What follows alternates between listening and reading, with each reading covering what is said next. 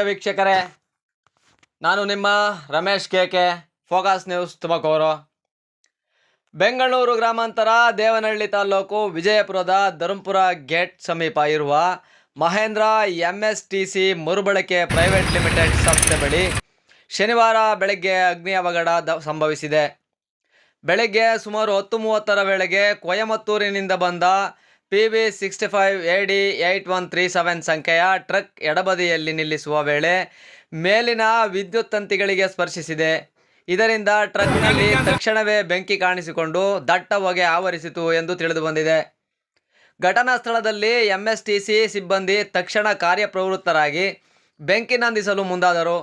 ಸ್ಥಳೀಯರ ಮಾಹಿತಿ ಪ್ರಕಾರ ಈ ಅವಘಡದಲ್ಲಿ ಯಾವುದೇ ಪ್ರಾಣಾಪಾಯ ಸಂಭವಿಸಿಲ್ಲ. ಟ್ರಕ್ನಲ್ಲಿ ಮಹೇಂದ್ರ MSTCಗೆ ಸಂಬಂಧಿಸಿದ ಸ್ಕ್ರ್ಯಾಪ್ ವಾಹನಗಳು ಇದ್ದವು. ಬಳಿಕ ಪೊಲೀಸ್ ಸಿಬ್ಬಂದಿ ಹಾಗೂ ಕ್ರೇನ್ ಸಹಾಯದಿಂದ ಬೆಂಕಿಗೆ ಒಳಗಾದ ವಾಹನಗಳನ್ನು ತೆರವುಗೊಳಿಸಲಾಯಿತು. ಈ ಕುರಿತು ಹೆಚ್ಚಿನ ಮಾಹಿತಿ ತಿಳಿಯಬೇಕಿದ್ದು ಪೊಲೀಸರು ಪ್ರಕರಣ ತನಿಖೆಯನ್ನು ಮುಂದುವರೆಸಿದ್ದಾರೆ. ವರದಿ Prasad Kumar S, focus news Tumakuru, ದೇವನಹಳ್ಳಿಯಿಂದ.